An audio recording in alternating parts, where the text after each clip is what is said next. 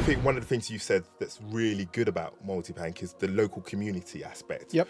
And the ability to be rooted in a local community. Are you seeing some of that? Are you seeing staff being able to engage in some of the activities? I know Charlotte's talked about that, and how would you like to see that develop? We want to help as many families in need as possible. Yeah. Can we do that by ourselves? No chance. No. Who are the experts in the local community? It's the Felix Project. They know all the people, and we can only achieve our objective together. We work with some of the most vulnerable Londoners who, usually through no fault of their own, are finding themselves in incredibly desperate and difficult times. Local tour guide, but at the same time we were sort of fleshing out how might it work in London. We were sort of figuring out how might the Multibank work. So it was a really memorable afternoon. The Unlikely Alliance with Johnson Situ. Bridging differences, sparking conversations.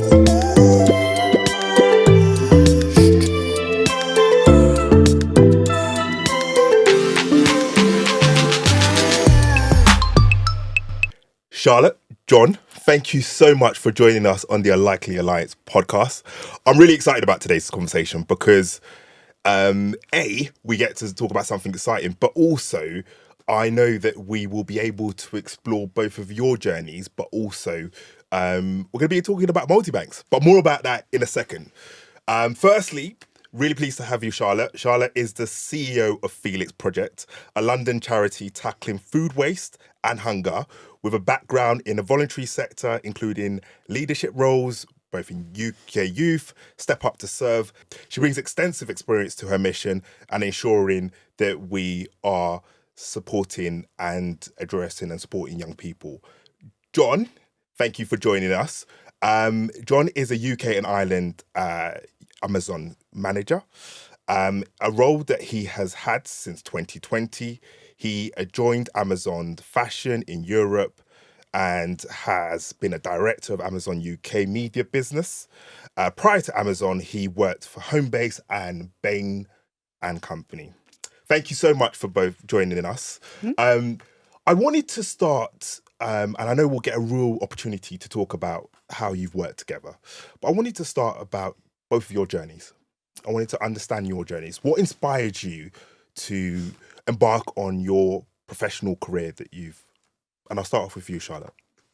Hello. Thank you very much for having me. Lovely to be here with JB.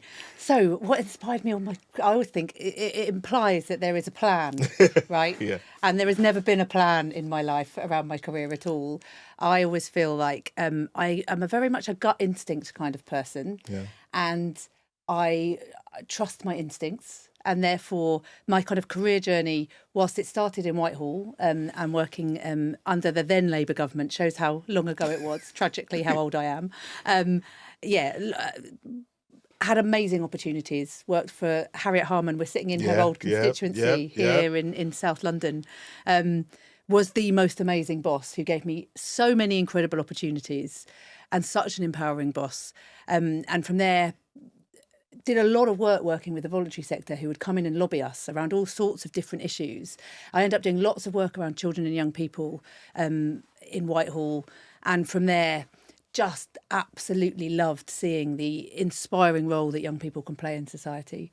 So long story short, ended up running a couple of different youth sector organisations, which I absolutely loved. And lots of different ways I've found myself into lots of different jobs. But my general rule in life is I try and have at least one sweaty palm moment every day. I want to be a bit frightened every single day. That is a good way of looking at it. And I should add, Charlotte, that me and Charlotte go way back. Yeah. We're both alumni of the School of Harriet Harman, which absolutely is very formative for any career choice as well. But yeah, no, very much thinking that Harriet will be very proud of the sweaty palms and very much being bold and ambitious as well.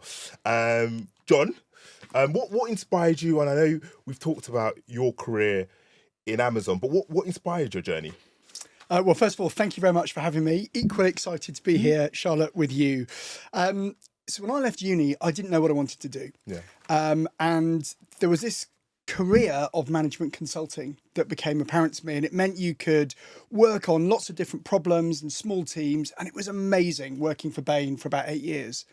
But after that, I realised what I really wanted to do was to go and run things, kind of be a leader, go and make decisions. So I joined what was then called Home Retail Group and ended up working in Homebase for a few years.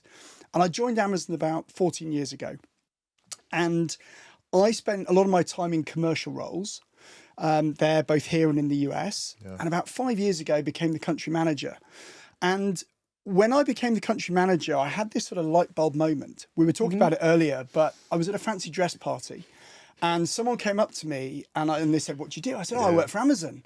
And they said, "Oh, I never shop at Amazon. You know, you treat your people really badly." And look, I know that we treat our people really, really well. But if I got that question, there are 74,999 other people who work for Amazon who probably get that same question.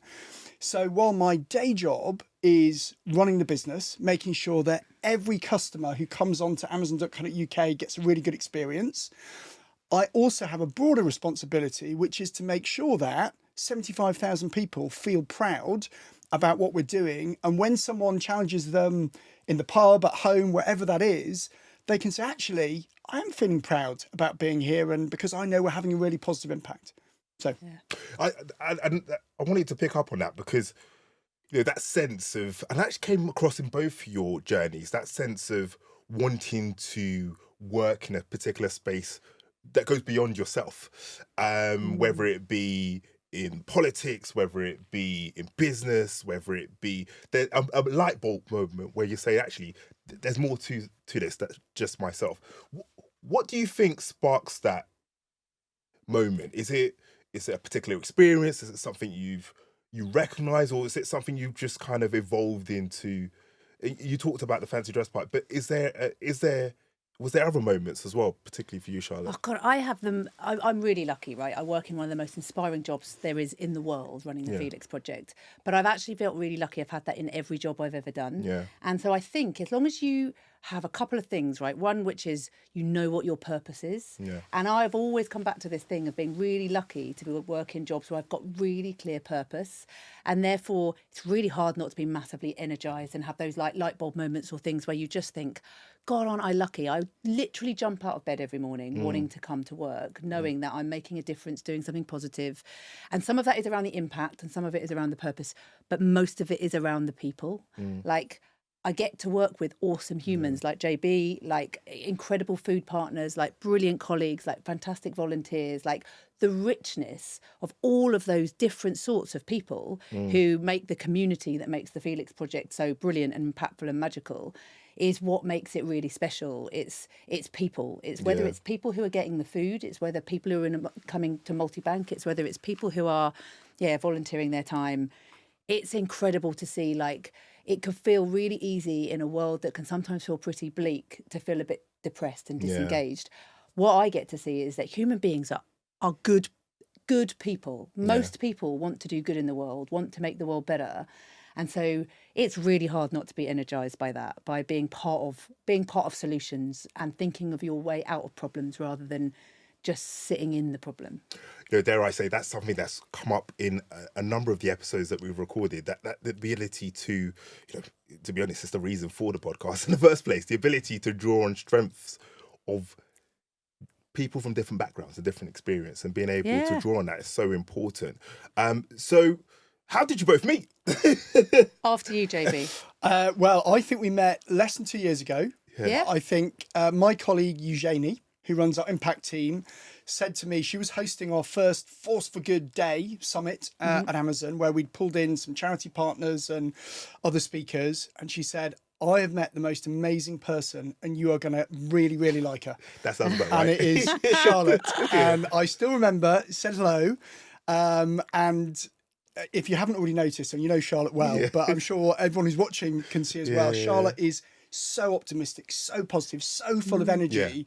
That came across immediately. And I know Charlotte has a very strong preference for saying yes. Yeah, I do. As well. How can we say yes to that? So I remember that very vividly. I do. And then I also always remember we both know Gordon Brown. Yes. Gordon Brown is a force, you will know. Yes, an very much absolute so. force. Very much so. Who has, and we'll come on to talk about Multibank, but who has been so passionate about how we can make Multibank work. And he and JB were really keen to extend multi-banks from the great starts that have been made in Scotland and Wigan and into London. And Gordon was really determined that the Felix projects were going to be the London partner. And so he had persuaded me to go and spend a couple of days up in Scotland looking at what they were doing up there. At the same time, JB and a whole load of Amazon colleagues were also up there for a couple of days. And so I always will remember this because I was staying in the cheapest travel lodge you can imagine, right by the airport. And I was just going to hop in a taxi to go and meet at the multi-bank with all these guys. And Gordon said to me, don't be silly, I'll pick you up. And you know when you don't really think about the fact that will mean a cavalcade of the Met Police arriving at your cheap little travel lodge. So anyway, they arrived. And then JB and I were in the back of this car with Gordon. So was JB, were you already in there? I was in there, yeah. So how did you get in there? Well, I'd taken a leadership team up there to Scotland, and we were thinking about expansion. And Gordon very kindly said, well, would you like a lift? So anyway, I ended up in the back of the Range Rover with poor Charlotte sat in the middle. I was literally in the middle with Gordon and JB either side of me. I was going to say a rose between two thorns, but definitely a rose between at least one thorn. But anyway, we then had this most incredible afternoon. I felt really sorry for you because Gordon took us on an amazing tour of his old constituency, including where his dad had been a vicar and the school he'd gone to. We went to the college that he, all of this stuff. But it was around rural Scotland. So anyway, we got to know each other pretty well. I can imagine when there's something about taking someone around your hometown or your home area, which it really just, I can imagine Gordon being just in full flow, talking about his area, talking about where he's grown up as well. He was in full flow. But what was also really interesting was, we talk a little bit sometimes Amazon and definitely with multi-bank about building the plane while you fly it. But there was a mix of being this incredible local tour guide, but at the same time we were sort of fleshing out how might it work in London. We were sort of figuring out how might the multi-bank work. So it was a really memorable afternoon. It was, and then. Again, very kindly, I think I basically just got invited by Gordon to join Amazon for dinner. And so just joined all of your senior leadership team for dinner in Scotland. So anyway, it was a great couple of days. And out of it was born a fantastic multi-bank partnership. But we'd already been working with Amazon. Yeah, because you worked together already. So, we did. So what kind of stuff have you worked on in the past together, Amazon and Felix? So we have worked with Amazon for a number of years, pre-multi-bank. We've done a whole load of different things. So starting from the help we get with food. So our big thing is how do we rescue as much food as we possibly can? So we've got a long relationship with Amazon Fresh around going to all of the different Amazon Fresh stores in London, collecting all of the food and getting it out to our 1,200 community partners. So the partnership started with Amazon Fresh. Building on it from there, we've always had amazing volunteers from Amazon who have come into all of our different depots. And that then grew into from an incredible volunteer who was part of Amazon Logistics being there's a massive amount we could do to help you around the logistics side. So we get incredible help with vans, with drivers. When, the Amazon have got vans or drivers that aren't being fully utilised, they give them to the Felix Project and they help us rescue and redistribute food. We do a huge amount through the Coronation Food Project. So we are lucky enough to work with His Majesty the King on the Coronation Food Project. And actually, John and I, as well as hanging out with Gordon Brown, hung out with the King together. You hang around all the great people. And let's pretend JB's not here for a moment. How has it been from a Felix working with? Because I know Felix Project works with a number of businesses. How has that been in terms of? Because part of the Unlikely Alliance is understanding that actually both organisations and individuals might have different cultures, different experience. Has that ever come up? How have you handled that? So I would think a couple of things on this. First of all, I get it, right? The biggest company in the world and a relatively small voluntary sector organisation might not be the obvious match. However, we both do logistics, we both do warehousing, we both actually, when I have got to know Amazon better, are culturally incredibly similar. So our values, and I've looked at these actually, the values we have at the Felix Project. I was lucky enough to go down to one of you, LCY3, it was imaginatively called, in Dartford. That sounds like it's a ginormous... that sounds like a dark side. It does, but it's a ginormous, literally a ginormous warehouse that does all sorts of different fulfilment for Amazon. And got to meet lots of the colleagues down there, look at the different ways that they recruit people at Amazon, train people at Amazon, all of those things. it's really values based. You know, I was so struck by the fact that you recruit against your values. You very similar to us, very similar to Felix.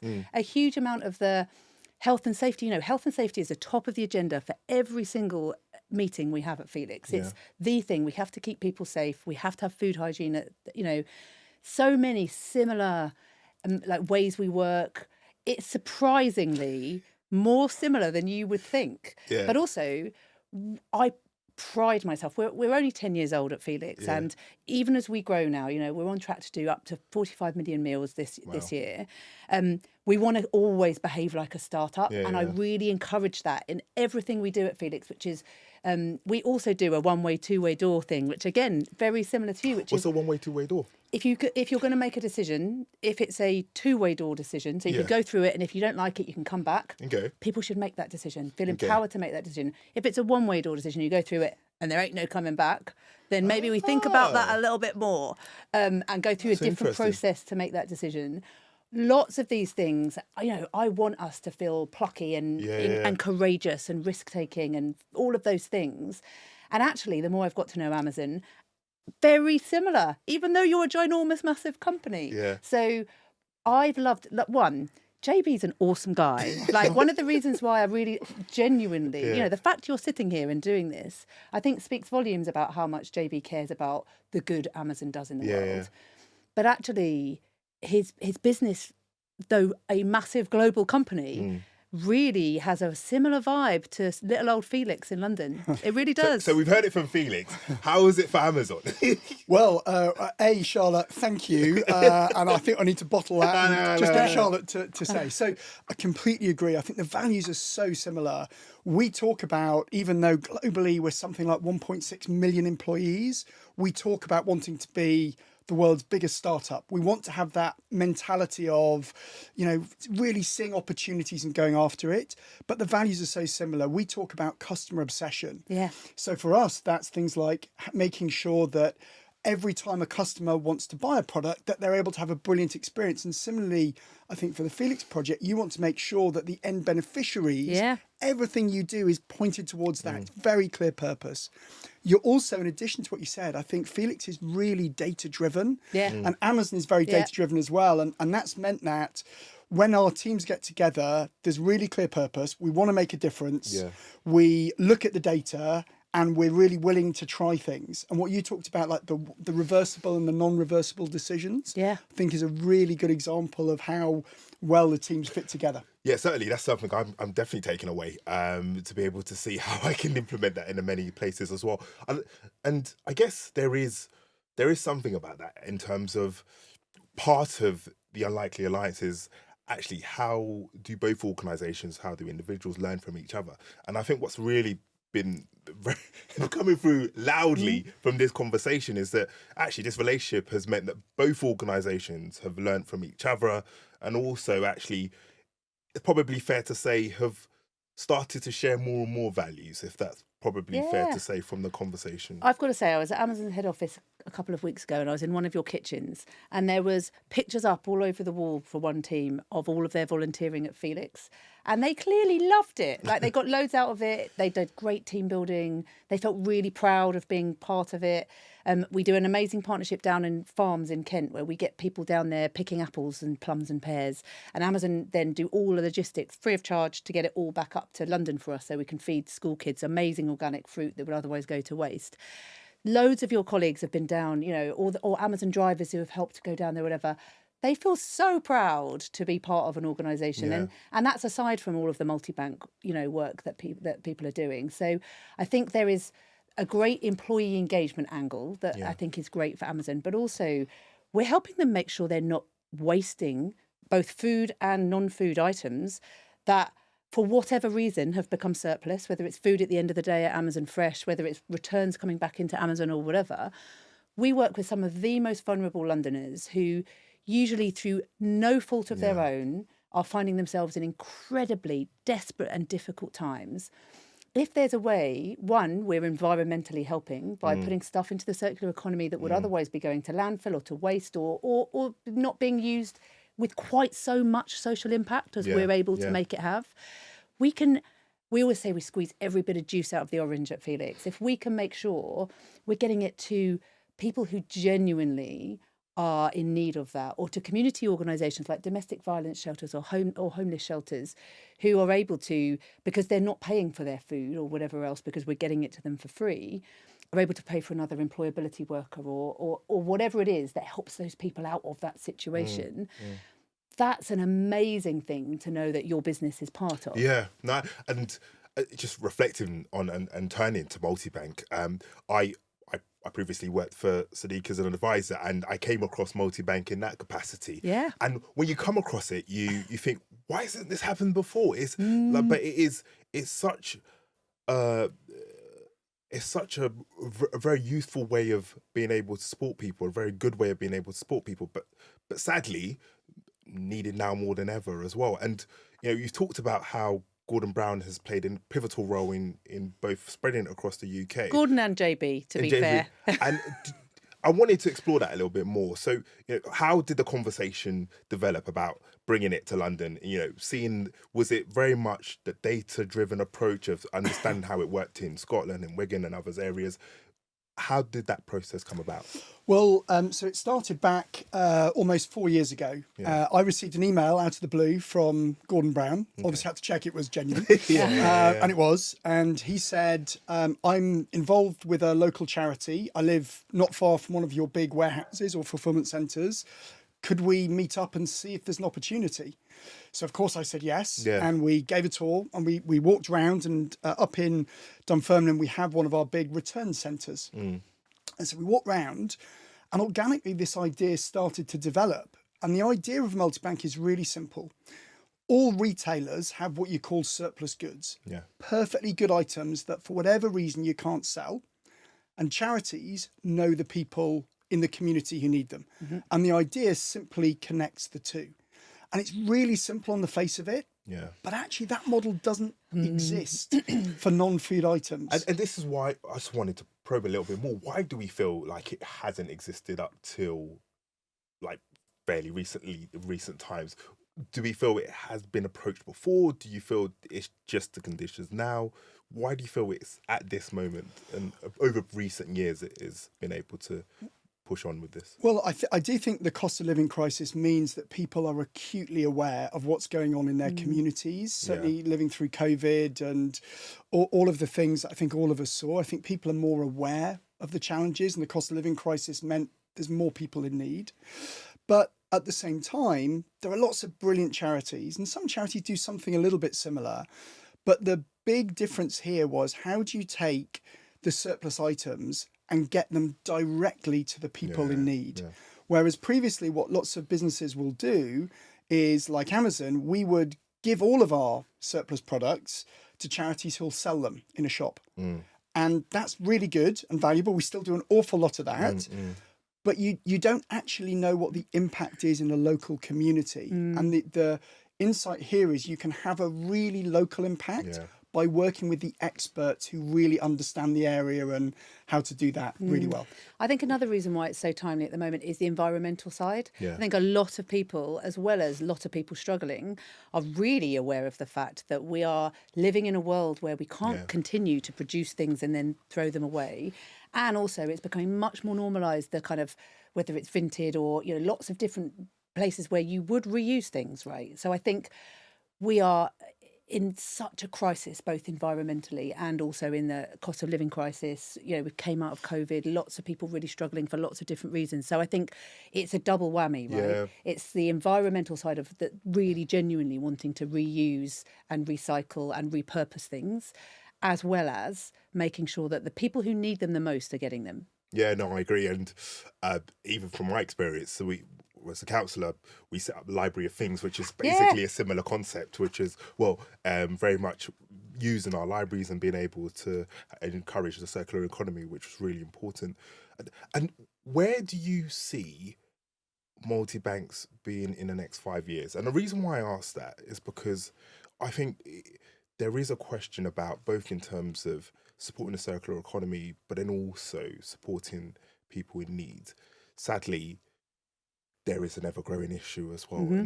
And the question always is where can it be in 5 years? Should it be in a position where we're trying to support people so that they are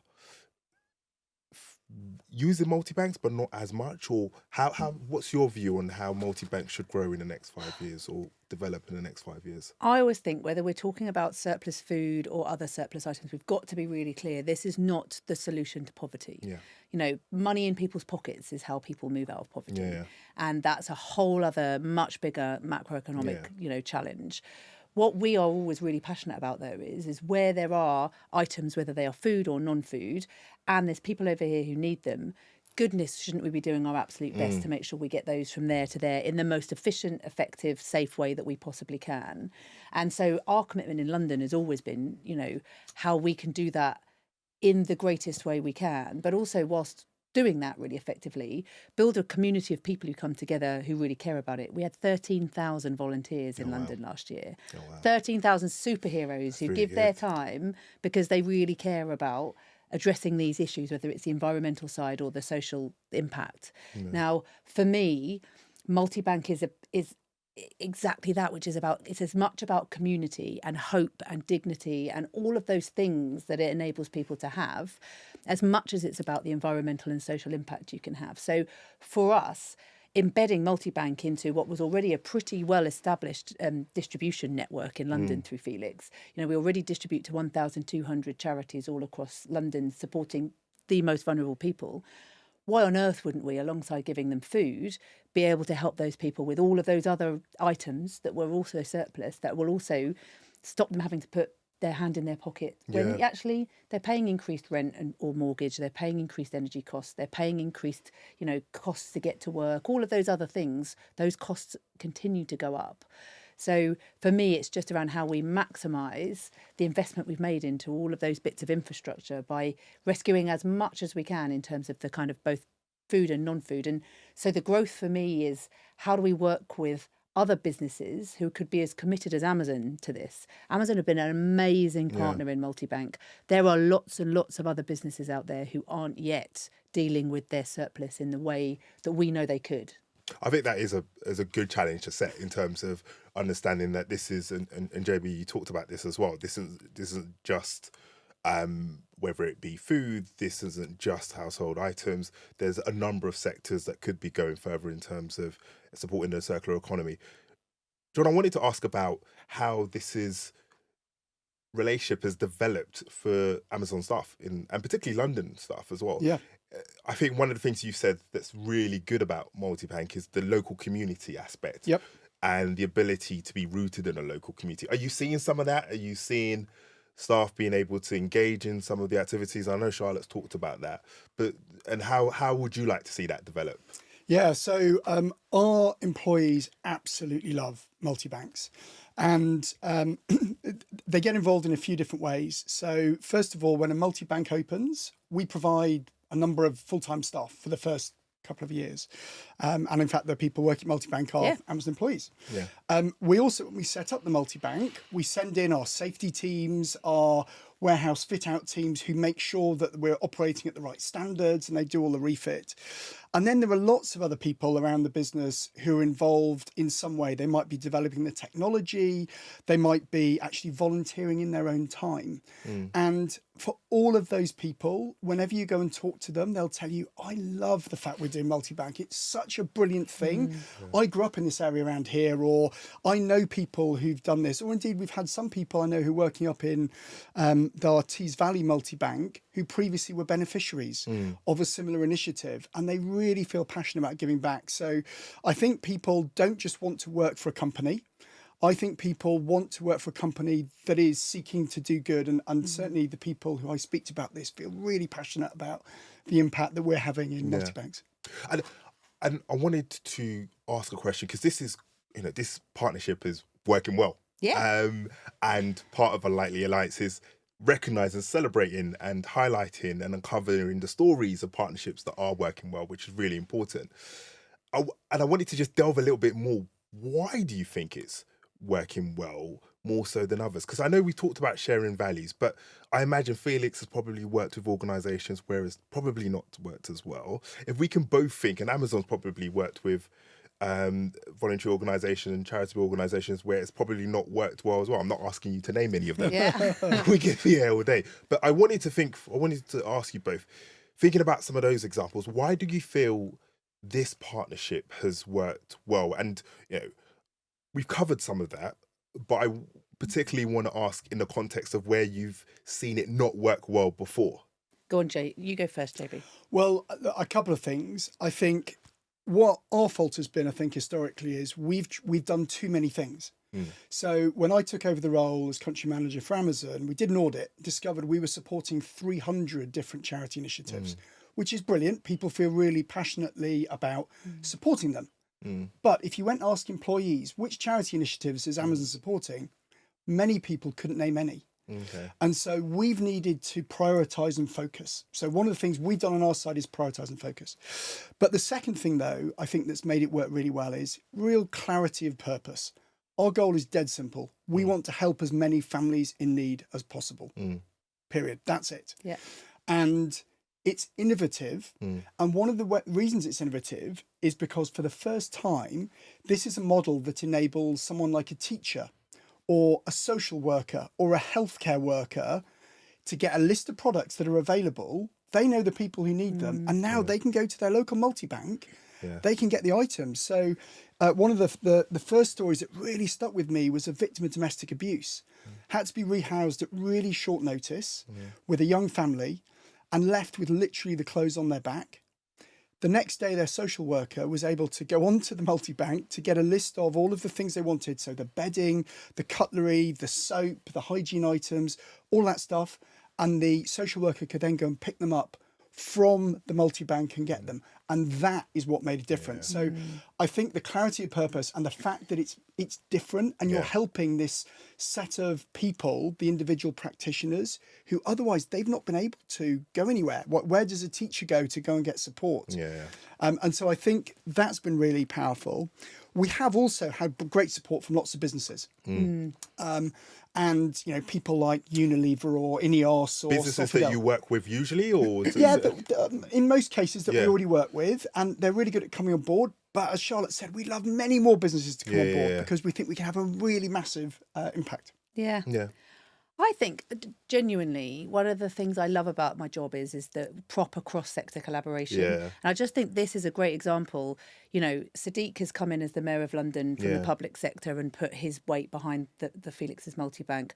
Amazon and partners in the private sector have come with the product, with the expertise, with all that the private sector can bring. We've brought the actual plugging this into the communities exactly as you've described, knowing exactly where the people are who really need this stuff, their connectivity. I think bringing the public sector, private sector, voluntary sector together is really where the magic happens, and really respecting the role that different parts can play, recognising that, having the might of Amazon behind is just phenomenal. And also the supply, we could have routes into the most amazing communities who really need this stuff. If we aren't guaranteed the supply of product, it's actually completely useless. So I think genuinely, each knowing the value you bring, and I think this is really important, feeling really proud of the fact, you say you were at a fancy dress party and people said, oh, well, Amazon don't treat their staff well or whatever.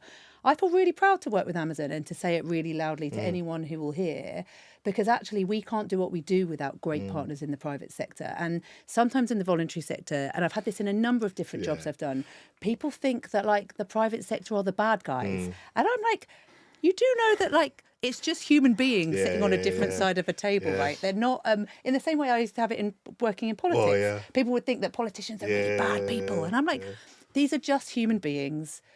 You form a relationship with any human being in the same way you would with anyone. You figure out what you can bring to the table, what they can bring to the table. You form a relationship and a partnership, and you do what you can, whether that is selling things or doing social good or whatever it is. And that's the key to all of this, right? Which is building partnerships you're proud of, and you're proud of the impact that they're having together. And being ambitious. That's the other thing I really like about working with Amazon is we're a really ambitious organisation, and I'm really proud to say that. You know, we've got bold, big dreams for what we want the Felix Project to be doing in London. And therefore, I want to work with the people who are the biggest and the best and are also really ambitious and really want to have massive social impact with what they're doing. And anyway, you couldn't find anyone more than Gordon and JB, actually. I love it. A part of me wants to end it there, but I've got a couple of more questions to go.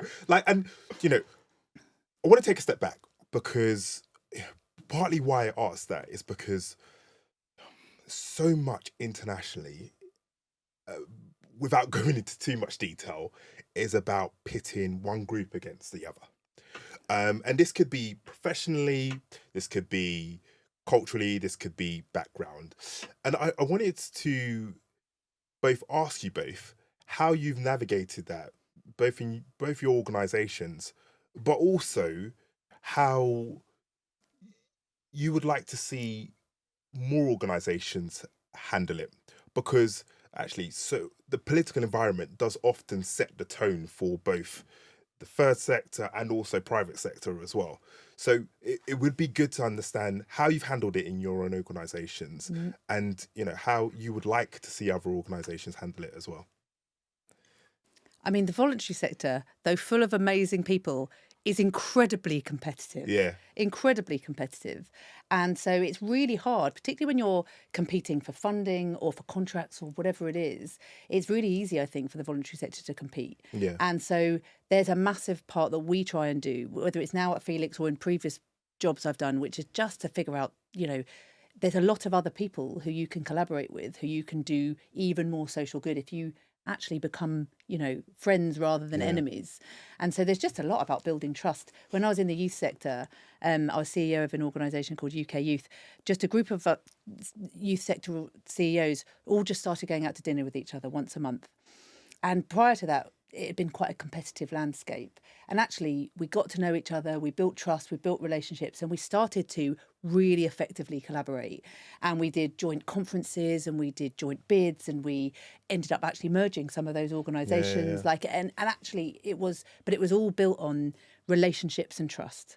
And I think that's the key. You've got to be really clear on what you bring to the table, on what your USP is as an organisation, all of those things. But you also have to build relationships and trust.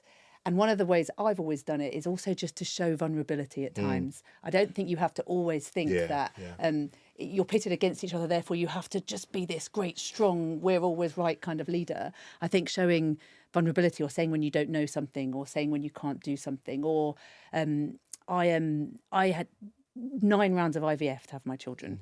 And I always remember talking, I was CEO at the time, and talking really openly to my workforce, my colleagues, about the fact I was doing IVF, and they were like gobsmacked that I would openly talk about this. But it gave them all real permission to talk about things too. And actually we became such a better, more open organisation, because as the leader of the organisation, I talked really openly about some vulnerability, about what I was struggling with, about what I was going through. And so I think building those connections with people, whether it's other competitors, whether it's in your own organisation, feeling like brave enough to be vulnerable with people, I think really helps. I absolutely agree. And I imagine that probably would have been instrumental at that first dinner that you talked about.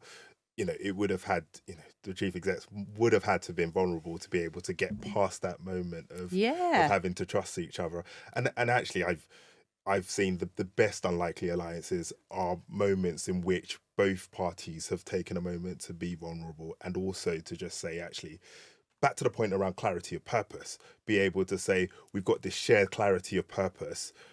Let's do what we need to do to be able to get there. And if it means, you know, pulling down our walls, then so be it as well. How does it work in the private sector, JB? Well, I think it's, first of all, it's that. And it's this clarity of, we want to help as many families in need as possible. Yeah. Can we do that by ourselves? No chance. No. Who are the experts in the local community? It's the Felix Project. They know all the people, and we can only achieve our objective together. And I think, and what Charlotte talked about earlier around this sort of 3-way partnership between the private sector, the public sector, and the charity sector, it works really well. I think you're right. I think that increasingly people are looking to divide rather than bring together. And I feel an added responsibility to celebrate those type of cross-sector partnerships and to bring more businesses on board and to bring other charities. And one of the things, Charlotte, you talked about was competition between charities. Something I was talking to Keely about, one of the other charity CEOs that we work with. She was saying up in Wigan that lots of charities often are competing for the same funding in a local area. And one of the brilliant things about Multibank is everyone can get access to the product. So I think we were talking earlier, I think we've distributed more than 1 million products, and we've only been going together, 8-9 months? Way more than that. And that's just in London. Across all the multi-banks, it's so many more. Phenomenal. We only launched in July last year. Yeah, it's getting on for phenomenal. 1.5 million items we've distributed. Wow. Yeah. And so we are coming to the end of our discussion, but just a couple of questions to end it off on. There is a young person listening to this or perhaps watching this and probably wants to set up a project or a business. Perhaps somebody that they don't share professional experience with or similar background. What would be your advice to them to set up their unlikely alliance? Goodness. I would say figure out what you're good at and then find someone who's good at something else.